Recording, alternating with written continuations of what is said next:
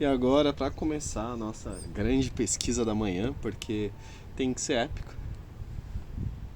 eu acabei de encontrar um ângulo, um formato perfeito, que é que basicamente em qualquer lugar eu posso usar esse suporte, eu posso colocar o celular e fazer um vídeo documentário, log, journaling, qualquer que seja a expressão para se consolidar ideias. E o mais legal é que eu consigo ter aqui, ó, a presença do Sol. E esse é o tema perfeito para explorar a parte de engenharia solar, que é basicamente utilizar a energia do Sol para iluminar ambientes, mentes, dispositivos e máquinas. Mentes e máquinas. Então, e lá. Vai. Ai. Pula, pula, vai, Dani. Vai, vai, vai. E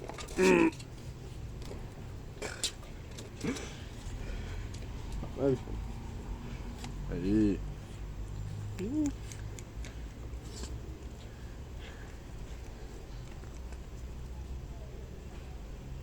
E assim, eu me sinto um xamã. Olha só, a Lola veio pra brindar com a gente.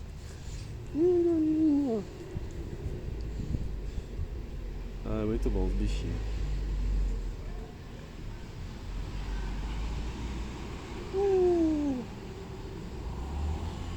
Então, aqui, um brinde à natureza, à energia, ao sol, à humanidade, aos animais. Tudo que é de bom e contra tudo que é de ruim.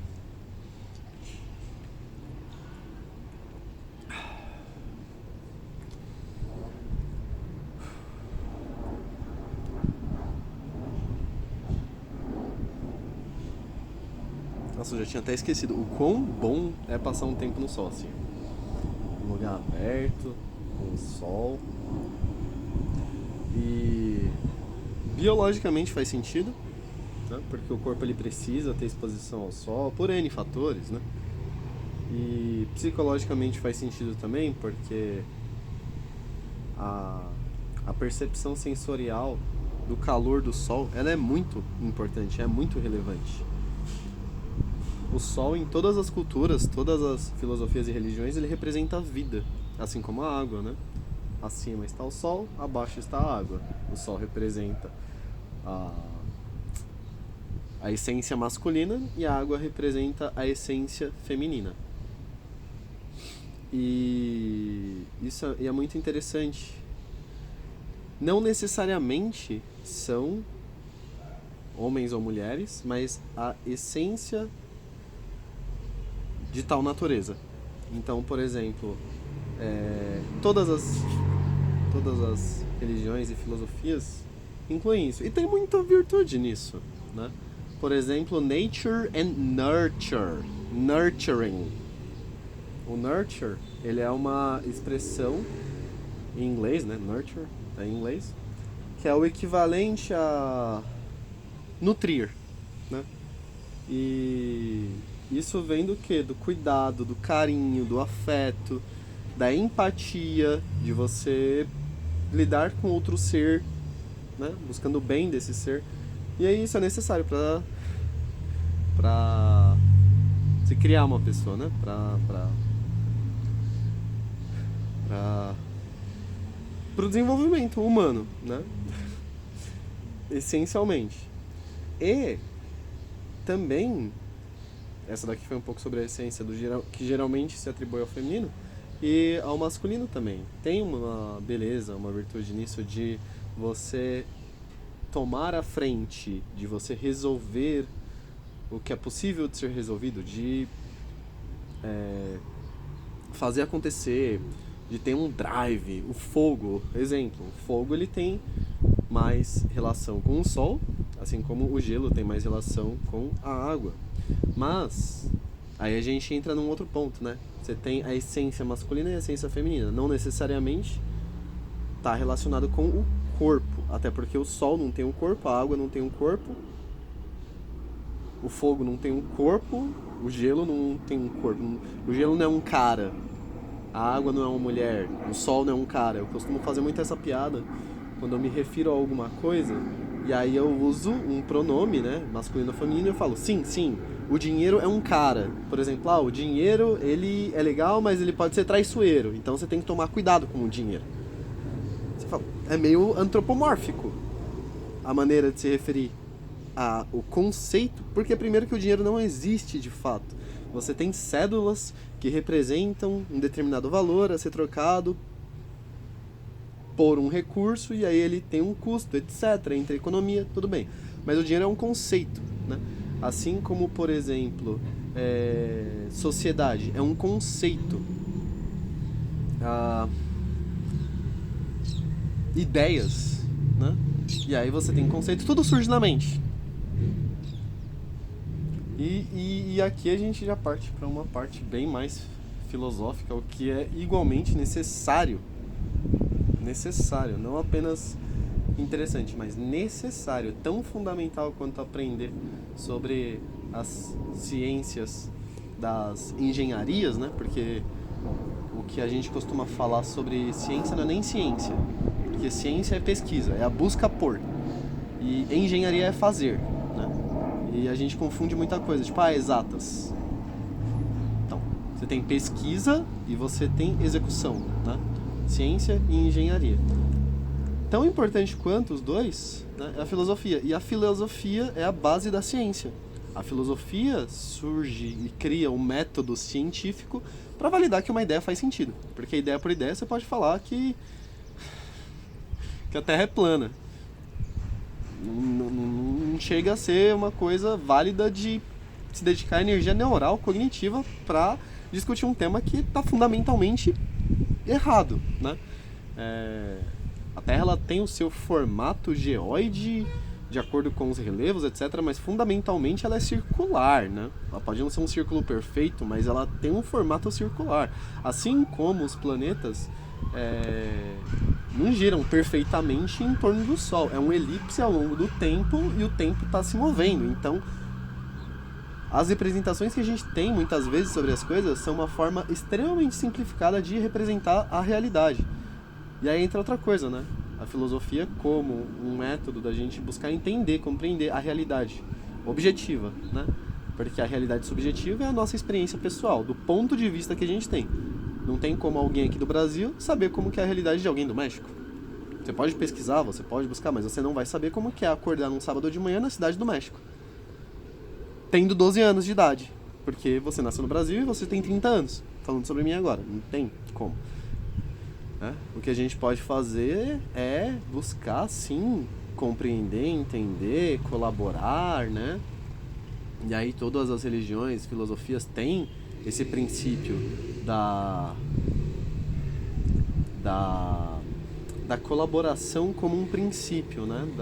Do bem, né? De fazer o bem sem olhar a quem.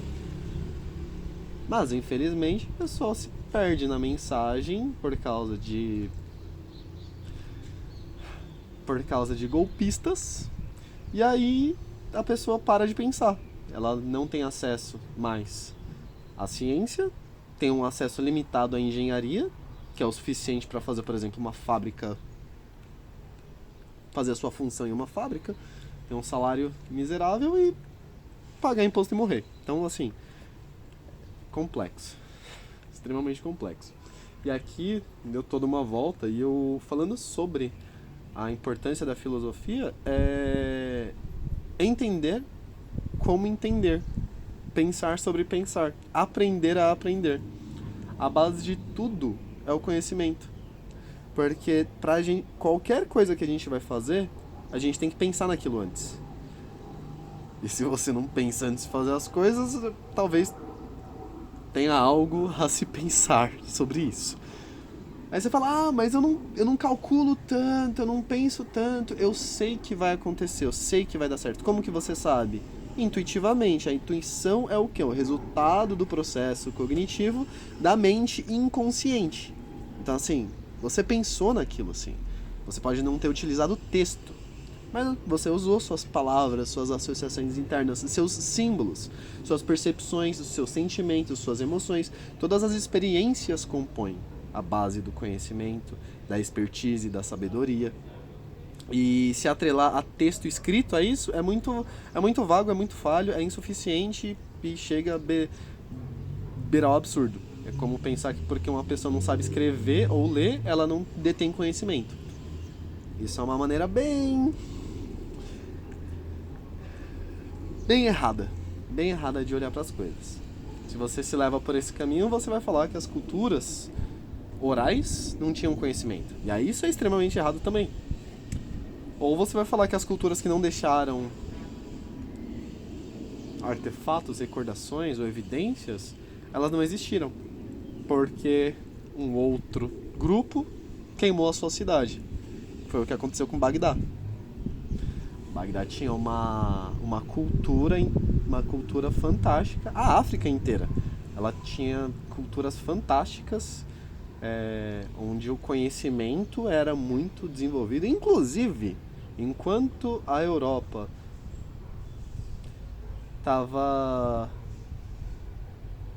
em um surto coletivo durante a Idade Média, os outros continentes prosperavam. A África, a Ásia, o Oriente Médio, as Américas. Só aquele pequeno bolinho da Europa estava sendo idiota por vários anos. E aí se considera, nossa, mas o mundo inteiro... Não. A Europa, ela representa, sei lá, 10% do território do planeta, 15%, 20%. Então é muito simplista, é muito errado, na verdade, considerar a história da Europa como a história do mundo. Só porque a Europa apaga a história dos lugares de onde ela passa. E é isso, a gente tem que saber, a gente não pode ser conivente com a história, porque senão as coisas acontecem da forma que estão acontecendo. Por exemplo, agora, o que Israel está fazendo, que é totalmente contra a própria fundação do Estado.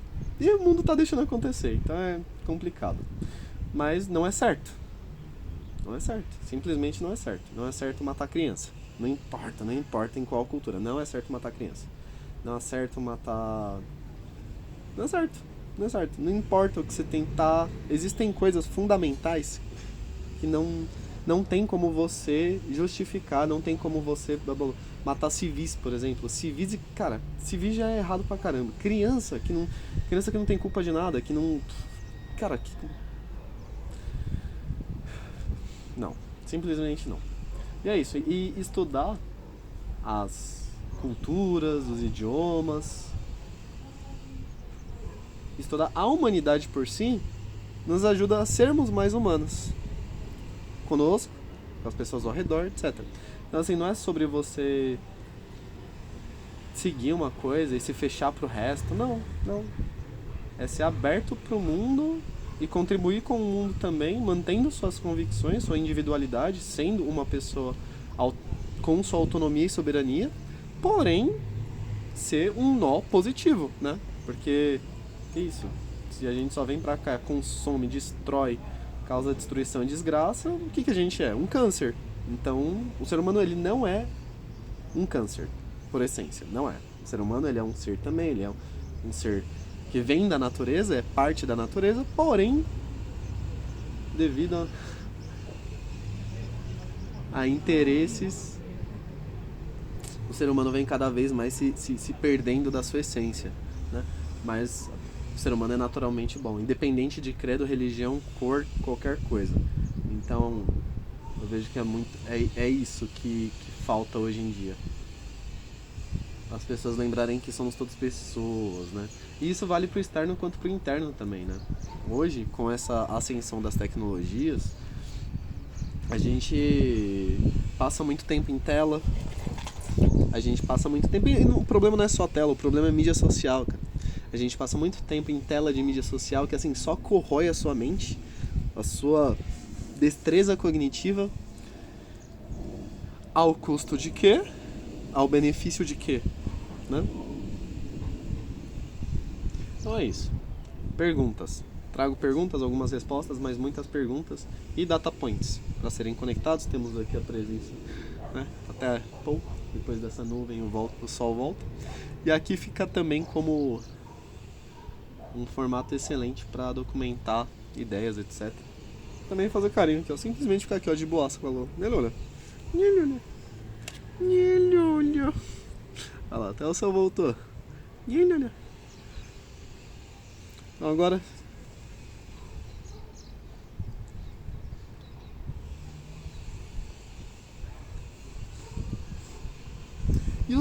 deuses, cara. Meus deuses. Eu, dentro da minha narrativa pessoal, eu gosto muito de pesquisar. Sempre gostei muito de pesquisar. E eu gosto de pesquisar sobre os deuses, né? Como que as culturas se relacionam com a ideia do divino. O que o divino representa, né? Geralmente o divino representa o que está além do texto. E aí, o que está além do texto pode ser uma sensação, uma emoção, um pensamento. E simplesmente porque a gente não consegue, a gente, né, sociedade, enfim, a gente não é mais ensinado como lidar com a própria mente, a gente acaba deixando que essa atividade seja terceirizada. Terceirizada para quem? Para donos da fé, né? E a fé é uma coisa pessoal, individual, intransferível. É mais do que o voto, né? Então, a fé, ela é o quê? A sua crença pessoal. O que você acredita? O que você acredita sobre hoje, sobre amanhã? O que você acredita sobre você? O que você acredita sobre o mundo? O que você acredita sobre carreira? O que você acredita sobre família? É isso. Fé é crença, não necessariamente religiosa. Dizer que não se tem fé é basicamente dizer que você não acredita em nada. Mas não é nada cósmico, mas nada. Tipo, por exemplo, eu acredito que agora são 11 e alguma coisa, 9 e alguma coisa. Por que eu acredito? Eu posso ter uma razão lógica ou posso ter uma razão sentimental, emocional, etérea. Beleza, mas é uma crença. E por terceirizar isso, a gente desaprende. Que desaprender, falando como sociedade, né? Como indivíduo, a gente nem sequer aprende. Como sociedade, ao longo dos tempos, a gente desaprendeu a lidar com a própria mente, a lidar com o próprio tempo, a lidar com a própria atenção, a lidar com a própria desatenção, a lidar com o próprio tempo, né? Hoje a gente não tem mais tempo. A gente... Não, simplesmente a gente trabalha e passa algum pouco de tempo com pessoas. Oi! Tá!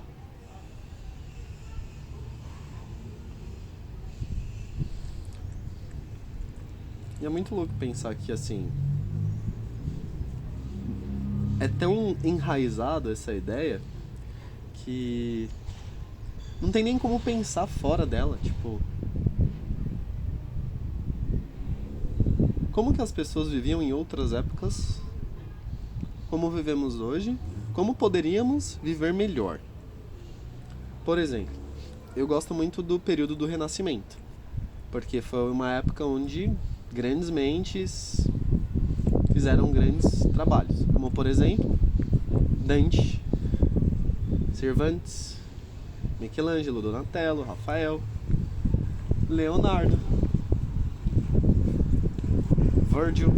Virgílio, entre vários outros. Isso no Renascimento. Só que assim, o Renascimento foi na Europa. Em vários outros lugares houveram vários renascimentos também. Só que, como a gente aqui no Ocidente, no Oeste, só é ensinado sobre a Europa pra cá, então a gente acha que só teve lá na Europa. Mas não, o Japão prosperava, a China prosperava,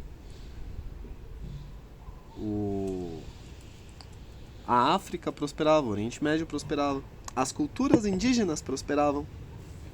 Só que a Europa, na sua busca insaciável por recurso e interesses, destruiu o próprio continente e depois saiu espalhando desgraça por onde passou. E é isso. Se você olhar da perspectiva do povo nativo, é exatamente isso que aconteceu. Ah, estamos levando a civilização. Meu amigo, a cidade do México, uma cidade com irrigação, com pirâmides. Os caras conseguiam fazer pirâmides. Você vai falar que não é civilizado? A mais absurda mentira. Era só por recurso.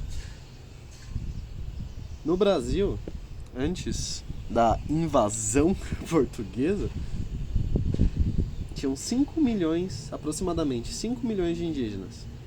E conforme o tempo foi passando, eles foram massacrados. Até na ditadura, que aí virou... A ditadura foi uma loucura. E chegou a 100 mil indígenas no Brasil. Não vou falar índio porque índio é um termo incorreto, né? Porque índio se refere à Índia e enfim, certo? Eu prefiro povo nativo, indígena, acho que faz mais sentido. Chegou a 100 mil. De 5 milhões foi para 100 mil. Foram 98% de um povo que foi exterminado sistematicamente. Como que esse povo, essa cultura, olha para o que aconteceu? Nossa, que legal. Que legal. Não. Então é muito errado. Literalmente é errado. A maneira com que a gente vê a história hoje. E isso justifica muito abuso. Abuso contra a soberania nacional, abuso contra a soberania individual.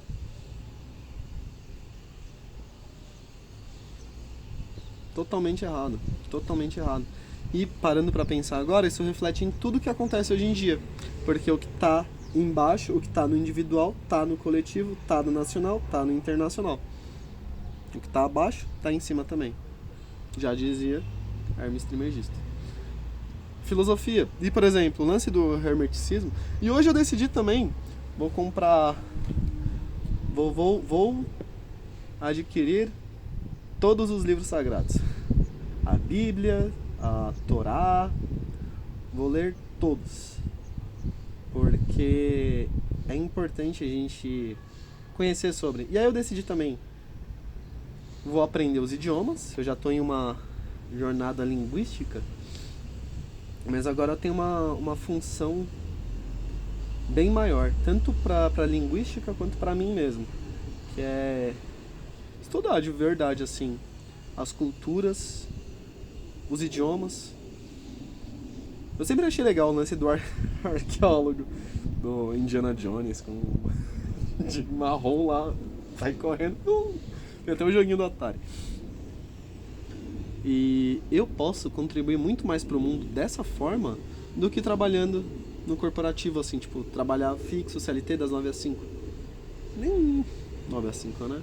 Muitas vezes o estresse ou toda a carga ali, ela vai pra antes e depois do dia. E aí se blend, merge, se dilui tudo e vira tudo uma coisa só, um burnout só. Que é o que aconteceu antes do meu sabático. E aí, através do sabático, eu falei, beleza, então tenho esses caminhos. Nesse daqui, ele vai virar um ciclo que se repete. Nesse daqui, eu não sei o que acontece, mas ele me parece mais próspero. Então, eu vou seguir esse caminho aqui. E faz muito mais sentido. Pra minha jornada, né? Cada um tem a sua essência, cada um tem a sua perspectiva. E cada um sabe o que é melhor pra si mesmo. Ou deveria saber. Tendo autonomia e soberania cognitiva, física, etérea, espiritual, akáshica, você chega na sua própria conclusão que vai fazer sentido. Agora, se você tá superestimulado, o que é superestimulado? Os seus sensos, a sua percepção, ela tá no overload, ela tá lá no máximo. Então, assim, se pensa um carro, o carro ele já tá, ele pode rodar a 100 km, carro ponto zero, ele vai chegar até a 100. Ele vai até pra rodovia, né? Que eu tô brincando, tô zoando. Mas assim, você tem um carro que ele vai até 100, 100 é o máximo dele. Dá pra chegar a 110, 120? Até dá. Mas não vai ser rápido, não vai ser bom, você vai estar, né, acelerando a entropia daquilo. E isso é uma expressão muito interessante, acelerar a entropia. Porque a entropia, ela é uma propriedade natural, fundamental da realidade.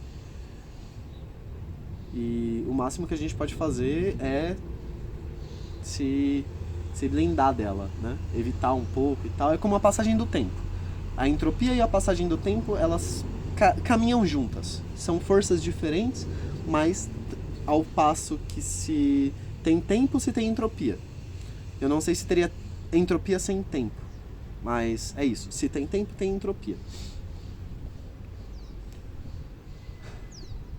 Então, você caminhar de acordo com a natureza do que aquilo foi projetado, foi desenhado, é o caminho, beleza?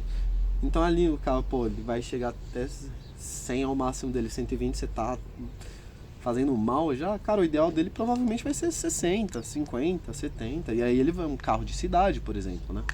Só que aí você pode ter um carro mais potente, lá um 2.0 turbo, que o carro chega a 200 km sorrindo assim, falando, vamos mais. É totalmente diferente, né? Porque em um você tá 20% a mais do limite dele. Tá 120 a 100. E aqui eu não tô falando sobre limite de velocidade, vamos considerar autobahn, é isso. E um outro carro você tem 200 km. Como base, assim, tipo, ele chega a 250, por exemplo. Né? Vamos chegar, o carro que chega a 250. Se você tá a 125, um pouco a mais ainda do que o outro, 125, você tá na metade do potencial dele. Então, talvez, por exemplo, beleza, tá metade do potencial. Então, enquanto um tá esganando, morrendo, o outro ele tá aqui, ó, de boaça, não tô nem percebendo. Aí, vamos considerar o cenário. Se eu colocar a 40, por exemplo. Pô, 40, cara.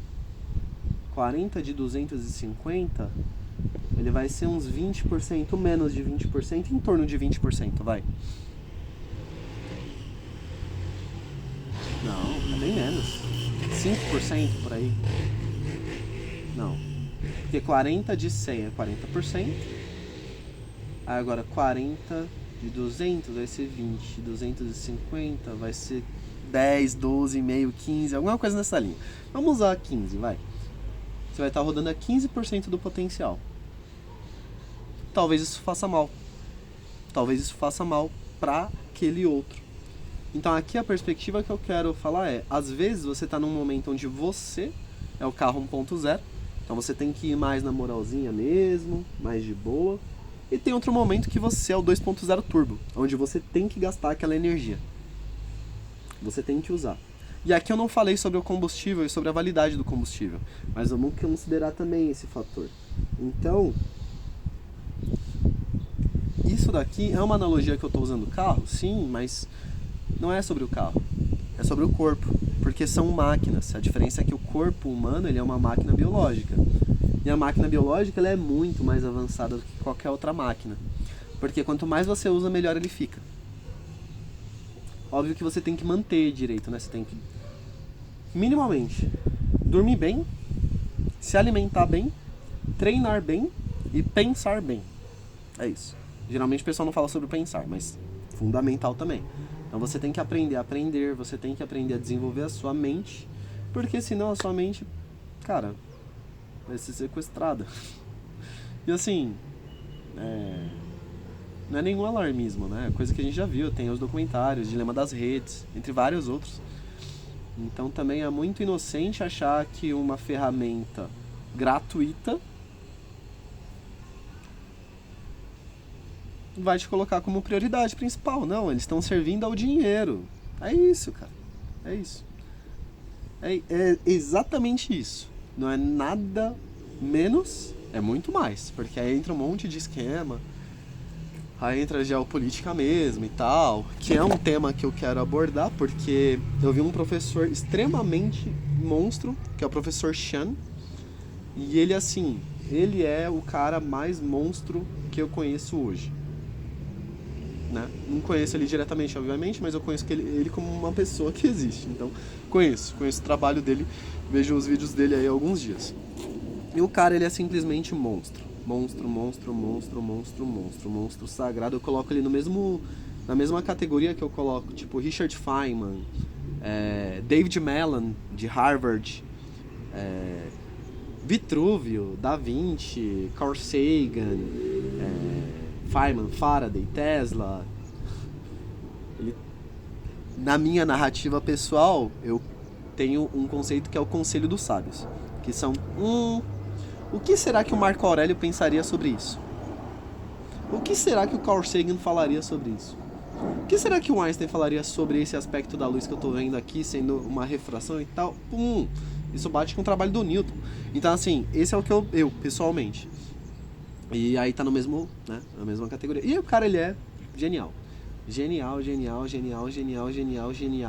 detém um conhecimento o qual eu quero deter. Então, assim, estou aprendendo, estou estudando, literalmente.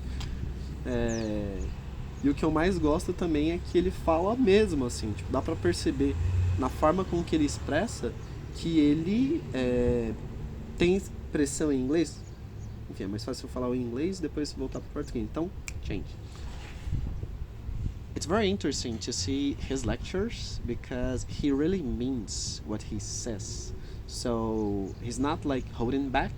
There's a few words that you can't say on YouTube or your video gets demonetized and YouTube is a source of income, so I totally understand, but he means what he says.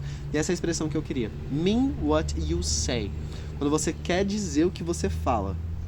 Em português se perde, mas o mean é quando você não dá muita volta pra falar uma coisa, você não tem que ponderar, você não tem que filtrar, tipo, tive a ideia, putz, tenho que ajustar. Não, eu tô falando o que eu realmente penso. É isso, falar o que se pensa, né? Em inglês tem uma tradução e um sentido um pouco diferente, mas em português é uma expressão, eu acredito que é a expressão mais próxima para conectar as duas. Até porque tem muita coisa que não vai ter tradução literal. E nesse momento aqui eu pego a base de usar esse formato para prática de idiomas, prática deliberada. Ultimamente eu estou focando bastante na parte de dados e Power BI, o que ajuda demais também.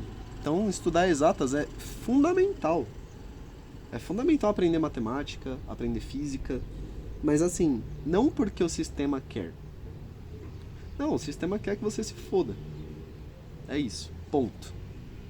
Ponto, ponto. Tem pessoas boas no sistema? Com certeza. Eu tô falando aqui como um todo, né? Mas é importante, por exemplo, português, se comunicar. Se comunicar. Não é sobre usar a regra da Academia Real Portuguesa. Não. Deixa eles lá em Portugal. Também não é sobre usar a regra da Academia Real Brasileira. Nem sei qual que é o nome, mas tem algum termo assim. E tem uma virtude em seguir esse caminho também. Tem uma virtude em você seguir o lado acadêmico. Só que não é toda pessoa que vai ser um acadêmico. Esse é o grande problema da academia hoje. A academia tem um sistema totalmente falho, arcaico, antigo, desatualizado, que não faz sentido para a realidade atual. E tem pessoas maravilhosas trabalhando nesse sistema, infelizmente. Quer dizer, infelizmente que o sistema é tão ruim, mas que bom que tem essas pessoas nesse tema, porque o aprendizado é a única coisa que salva.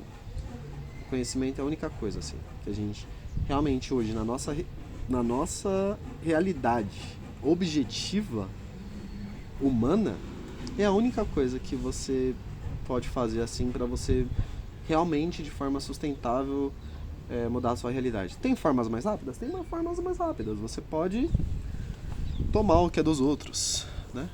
Você pode ser uma pessoa ruim, mas aqui eu tô falando dentro do contexto de mantendo uma ética e uma, né, continuando sendo uma pessoa boa, né? Se for pra ser uma pessoa ruim, dá pra fazer muito dinheiro muito rápido. Mas e aí, a sua consciência? Esse é o grande ponto. O grande ponto não é se é fácil ou difícil. O grande ponto é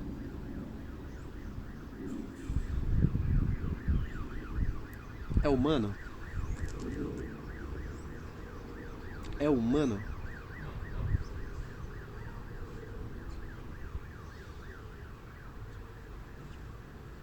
E é isso, essa é a principal pergunta assim, que eu faço. Tipo, não é seguir um preceito, não é seguir um dogma, não é seguir o que um cara falou. É legal usar como inspiração, sim, mas a ideia de você perder a sua autonomia e soberania individual pra servir a um culto, cara, não. Isso me oponho veemente a qualquer sistema que implique nisso. A gente tem que fazer as coisas porque a gente quer. Não pode ser imposto. Comportamento não pode ser imposto. Ele tem que ser cultivado. Ele tem que ser nutrido, né? Então, assim, como que você faz a mudança? Da base. Então, uma vez que a base pode prosperar, aí sim as coisas mudam. Agora, se não, é só disputa de poder lá em cima e o povo se fudendo aqui embaixo. E é isso. Eu vou começar... A partir de hoje eu vou começar a fazer isso com mais frequência. Agora que eu descobri esse ângulo aqui, ó, e eu posso até colocar um pouquinho mais alto, etc. Eu posso dar uma pivotada, mas aqui ficou legal. Só não gostei que eu tô um pouco com cara de lua, né? Então um pouco... Esse ângulo tá bem cara redonda aqui, mas o importante é o áudio, que eu espero que esteja pegando o áudio e que pegue razoavelmente bem. E aqui... Olha só. Uma das filosofias que eu mais gosto é o estoicismo. Do Ocidente, né? Uma das filosofias que eu mais gosto do Ocidente é o estoicismo. Tem o taoísmo, tem o hinduísmo, tem vários. Tanto que uma parte fundamental da minha cosmologia hoje é o Akasha, que vem do hinduísmo.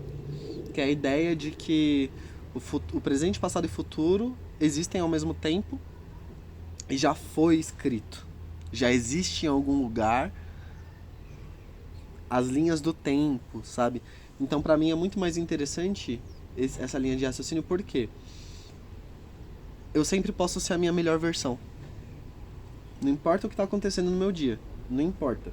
Mas amanhã eu posso ser uma versão melhor. Agora eu posso ser uma versão melhor. Eu posso simplesmente trocar essa linha do tempo e sair. Isso daqui é uma coisa que empodera muito. De você pensar, pô, eu posso trocar. Eu tenho livre-arbítrio. Eu posso escolher. Isso é a questão da liberdade. Você poder escolher. E você ter opções e você ter consciência de saber que é uma escolha ou é um cenário imposto ali. Você pode escolher comer bosta ou cocô. Você não é liberdade.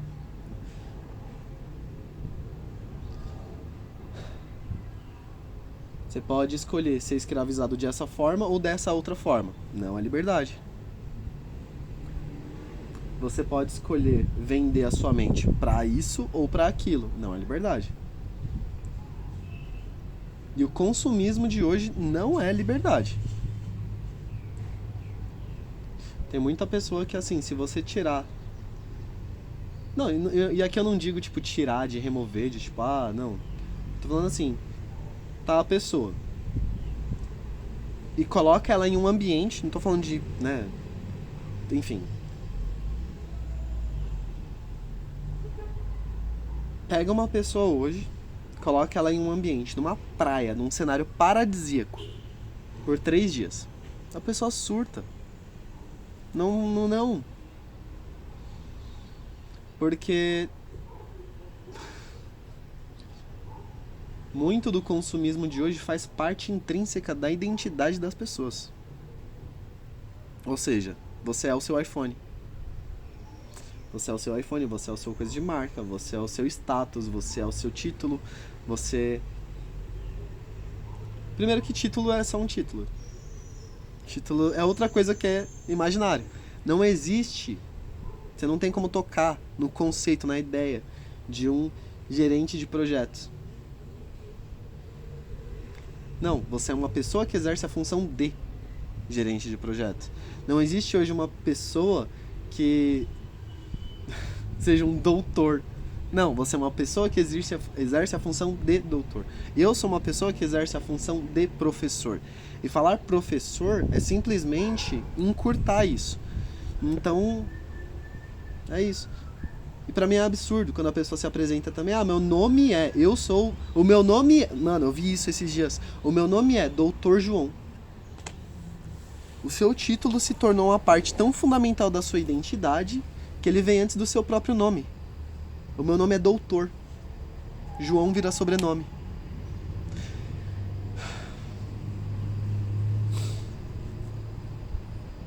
E nisso...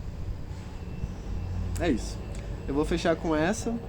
Eu vou fechar com isso daqui, que representa o epítome, o pináculo do desatrelamento do ser humano da própria natureza.